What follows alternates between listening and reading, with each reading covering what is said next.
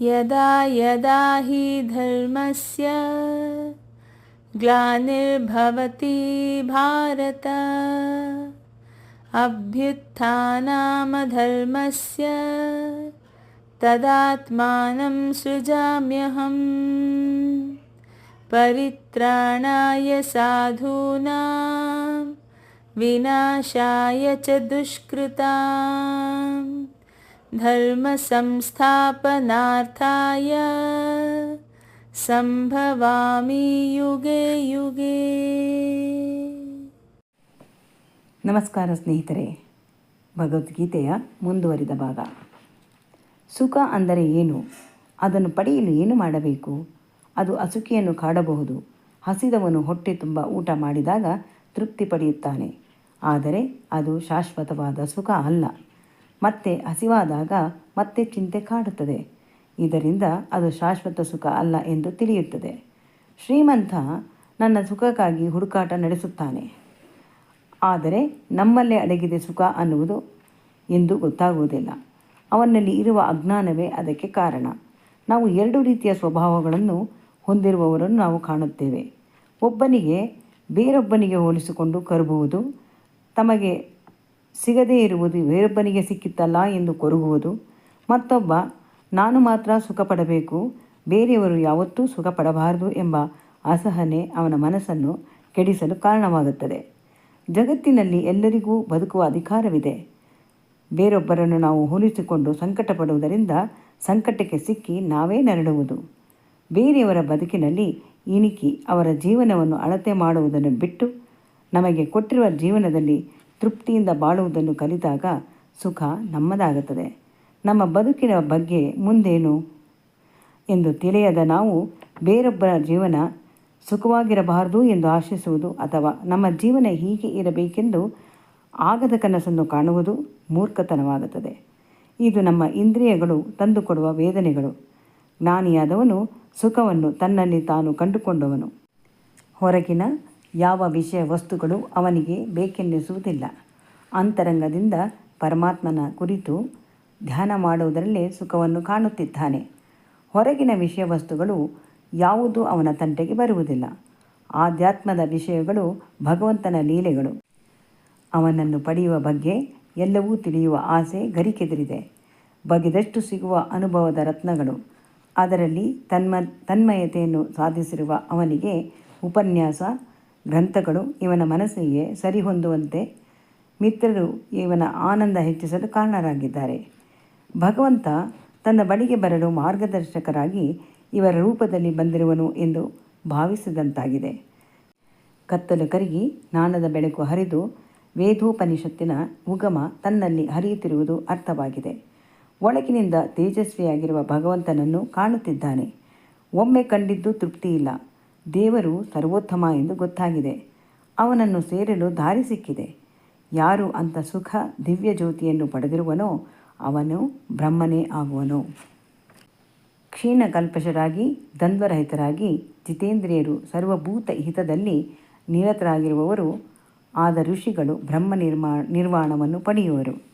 ನಾವು ನಿತ್ಯ ಸ್ನಾನ ಮಾಡಿ ನಮ್ಮ ಮೇಲೆ ಅಂಟಿಕೊಂಡಿರುವ ಕೊಳೆಯನ್ನು ತೊಳೆದುಕೊಳ್ಳುತ್ತೇವೆ. ಆದರೆ ಯೋಗಿ ಕಲ್ಮಶವನ್ನು ತನ್ನಲ್ಲಿ ಸೇರದಂತೆ ದೇವರ ರಕ್ಷಾಕವಚವನ್ನು ತೊಟ್ಟಿದ್ದಾನೆ. ಅಜ್ಞಾನ ನಾಶವಾಗಿ ಕಲ್ಮಶರಹಿತನಾಗಿದ್ದಾನೆ. ಅವನ ಶರೀರ ಬಂಗಾರದ ಶರೀರ ತೇಜಸ್ವಿಯಾಗಿ ಹೊಳೆಯುತ್ತಿದೆ. ಪಾಪ ಕಳೆದುಕೊಂಡಿರುವುದು ಇದಕ್ಕೆ ಕಾರಣ. ಅದನ್ನು ಈಗ ತೊಳೆಯುವ ಅವಶ್ಯಕತೆ ಇಲ್ಲ. ನಮ್ಮಲ್ಲಿ ಕೆಟ್ಟ ಯೋಚನೆ ಬರುವುದಕ್ಕೆ ಕಾರಣ ನಮ್ಮಲ್ಲಿ ಅಂಟಿರುವ ಕಲ್ಮಶದಿಂದ. ಆದರೆ ಯೋಗಿ ಹಾಗಲ್ಲ. ಅವನ ಸ್ವಭಾವವೇ ಶುದ್ಧ. ಹೊಗಳಿಕೆಗೆ ತೆಗಳಿಕೆಗೆ, ಲಾಭ ನಷ್ಟ, ಸುಖ ದುಃಖ ಈ ರೀತಿಯ ದ್ವಂದ್ವವನ್ನು ಮೀರಿ ನಿಂತಿದೆ. ಮನಸ್ಸಿಗೆ ಅದನ್ನು ತೆಗೆದುಕೊಳ್ಳುವುದಿಲ್ಲ. ನಾಮರೂಪದ ದೃಷ್ಟಿಯಿಂದ ನೋಡಿದರೆ ನಾನತ್ವ ಮತ್ತು ದ್ವಂದ್ವಗಳು ಅದನ್ನು ಭೇದಿಸಿ ನೋಡುವವರಿಗೆ ಎಲ್ಲ ಕಡೆಯೂ ಒಂದನ್ನೇ ನೋಡುತ್ತಾರೆ. ಇವರು ಇಂದ್ರಿಯಗಳನ್ನು ಗೆದ್ದವರು. ವಿಷಯ ವಸ್ತುಗಳನ್ನು ಗಮನಿಸದೆ ಮನಶಕ್ತಿಯಿಂದ ಪರಮಾತ್ಮನಲ್ಲಿ ನಿಲ್ಲಿಸಿರುವವರು. ನಮ್ಮ ಮನಸ್ಸು ನಿರ್ಧಾರ ತೆಗೆದುಕೊಳ್ಳುವ ಸಾಮರ್ಥ್ಯ ಪಡೆದಿರಬೇಕು. ಎಲ್ಲರಿಗೂ ಕಾಣುವಂತೆ ಅವನು ಅವರ ಉಪಕಾರವನ್ನು ಮಾಡುವುದಿಲ್ಲ. ಒಂದು ಗುಹೆಯಲ್ಲಿ ಕುಳಿತು ಎಲ್ಲರ ಒಳಿತಿಗಾಗಿ ದೇವರಲ್ಲಿ ಬೇಡಿಕೊಳ್ಳುತ್ತಾನೆ.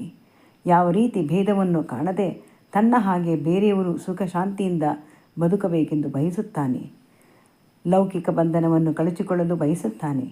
ಜಗತ್ತಿನ ಎಲ್ಲರಿಗೂ ಒಳ್ಳೆಯದನ್ನು ಬಯಸುವ ವಿಶಾಲ ಹೃದಯ ಅವನದು. ಇದಕ್ಕೆ ಕಾರಣ ಎಲ್ಲರೂ ಭಗವಂತನ ಮಕ್ಕಳು ಎಂದು. ಎಲ್ಲ ಕಡೆಯೂ ಅವನು ಭಗವಂತನನ್ನು ಕಾಣುವುದರಿಂದ ಕಾಮ ಕ್ರೋಧಗಳಿಂದ ಪಾರಾಗಿ ಮನಸ್ಸನ್ನು ತಮ್ಮ ಸ್ವಾಧೀನದಲ್ಲಿ ಇಟ್ಟುಕೊಂಡು ಆತ್ಮವನ್ನು ಅರಿತಿರುವ ಯೋಗಿಗಳಿಗೆ ಎಲ್ಲೆಲ್ಲಿಯೂ ಬ್ರಹ್ಮ ನಿರ್ವಾಣ ಇರುವುದು. ಯತ್ನಶೀಲನಾಗಿರುವವನಿಗೆ ಇಲ್ಲಿ ಕೃಷ್ಣ ಯತಿ ಎಂಬ ಪದವನ್ನು ಉಪಯೋಗಿಸುತ್ತಿದ್ದಾನೆ. ಮನಸ್ಸನ್ನು ತಮ್ಮ ಅಧೀನದಲ್ಲಿ ಇಟ್ಟುಕೊಂಡಿರುವವರಿಗೆ ಏನು ಲಾಭ ಎಂದು ತಿಳಿಸುತ್ತಾನೆ. ಯತಿ ಕಾಮ ಕ್ರೋಧವನ್ನು ಬಿಟ್ಟಿರಬೇಕು. ಮನುಷ್ಯನಿಗೆ ಇದು ದೊಡ್ಡ ಶತ್ರು. ಇಂದ್ರಿಯಗಳು ಹೊರಗಿನ ವಿಷಯಗಳನ್ನು ಮನಸ್ಸಿಗೆ ತೋರಿಸಿ ಅದನ್ನು ಪಡೆಯುವ ಆಸೆಯನ್ನು ಹುಟ್ಟಿಹಾಕುತ್ತದೆ. ಇದು ನಮಗೆ ನಾವೇ ಬಿಗಿದುಕೊಂಡ ಸರಪಣಿ. ಅದನ್ನು ಪಡೆಯುವ ತನಕ ಆತಂಕ. ಇದು ಸಮಯಕ್ಕೆ ಸರಿಯಾಗಿ ಪಡೆಯಲು ಸಾಧ್ಯವಾಗದೇ ಇದ್ದಾಗ ಅದು ಕ್ರೋಧಕ್ಕೆ ಕಾರಣವಾಗುತ್ತದೆ. ವಿವೇಕ ನಮ್ಮ ಮನಸ್ಸನ್ನು ಕುರುಡಾಗಿಸಿ ವಿವೇಚನೆ ಇಲ್ಲದಂತೆ ವರ್ತಿಸುತ್ತೇವೆ.